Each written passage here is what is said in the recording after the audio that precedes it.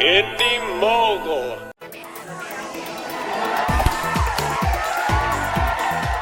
Sacha Baron Cohen once more manages to make a ton of money from Americans by insulting Americans. Just how much did he get away with?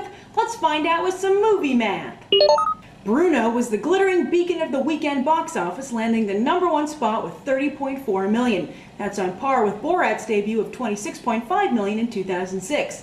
However, Bruno might just be a one-night stand for audiences, as he made a big splash on Friday with $14 million, but dipped to third place on both Saturday and Sunday. But Sacha Baron Cohen will live to flash us again, as he still delivered the coveted #1 debut for his movie, plus an impressive per-screen average as Bruno debuted on the low end of wide releases.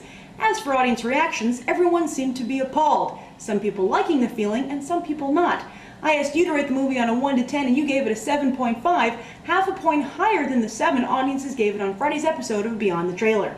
And now for the one-sentence review challenge results. Here's the top 5, and all summer long, #1 will be getting a free pair of AMC movie tickets.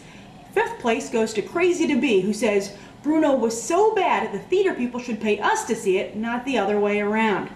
In 4th place on the Indie Mogul website, Gier agrees, saying, Bruno was an epic look into running a simple gag into a hole in the ground. And coming in 3rd, J.W. Gilligan explains, Bruno was like Jackass humor, but with more nudity, and it shows Sacha Baron Cohen is not afraid to do anything to get a laugh. And runner-up, E-Man the Champ admits, Bruno was hilarious, but with that hilarity comes a lot of male genitalia. But the winner of the free AMC movie tickets sums up the success of the movie with, Bruno was the dirtiest movie I have ever seen that went further than I could have imagined, and for that, I loved it. And thawing out nicely at the box office is Ice Age: Dawn of the Dinosaurs with $28.5 million in 2nd place. Dropping just 31% in its second weekend, Ice Age 3 is up to $120 million. And when you factor in its international gross of $192 million, it becomes clear this franchise is far from extinct. Annoying many movie fans across the globe, 3rd place goes to Transformers: Revenge of the Fallen. As much as people would love to see this movie fail miserably, it ain't gonna happen. With another $24 million for its 3rd frame, Transformers 2 is now up to $339 million. That puts it far ahead of all the other 2009 movies, and perhaps only Harry Potter can slay this robotic Voldemort. What about the rest of the box office? Well, here are the top stories. Public Enemy slid a depressing 44% to #4, stealing another $14 million. A total haul of $66 million isn't making the most compelling headlines and gives Christian Bale his 2nd lackluster film of the summer. Meanwhile, Ryan Reynolds not only became the Green Lantern over the weekend, but his hit romantic comedy The Proposal dipped just 18% for a heroic total of $113 million so far.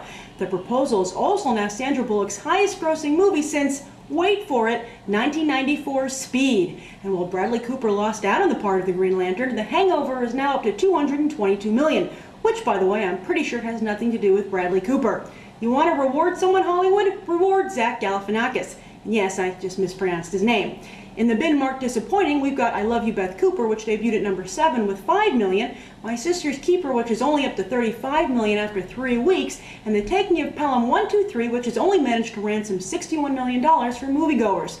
I saw a movie this weekend, and I'll tell you all about it after the break. I'm here to see Helen. Best Job Ever is a weekly series profiling the coolest jobs in the tech space. Check it out at bestjobsever.net. Are you listening? Maybe you'll find your best job ever.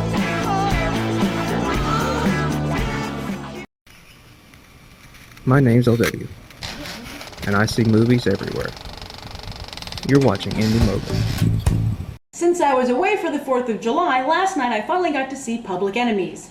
It was okay. And beware, there are going to be some spoilers here, but to be honest, there are no real surprises in this movie anyway.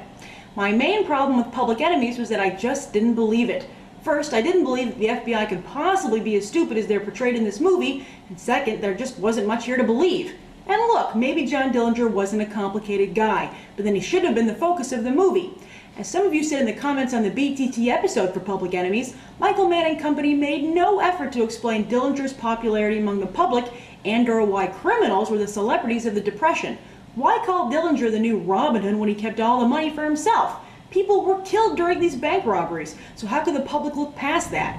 I found the most interesting parts of the movie to be when the FBI used new scientific approaches to crime fighting, such as tracing calls and forensics. Now, I realized that the FBI was a new organization and these G-men were still learning the ropes, but the level of incompetency here is amazing. How Melvin Purvis's team even got hired in the first place is beyond me, and they make mistakes that defy common sense. So overall, you could sit through this movie, but your time could be better spent. If you want a good character study of a famous bank robber, check out The Assassination of Jesse James by the coward Robert Ford. It's a slow burn for sure, but the overall experience is worth it. As always, thanks for watching Movie Math, and I'll see you on Wednesday as Beyond the Trailer covers Harry Potter and the Half-Blood Prince. I'm Grace Randolph, and we just did some Movie Math. Subscribe, comment, rate it.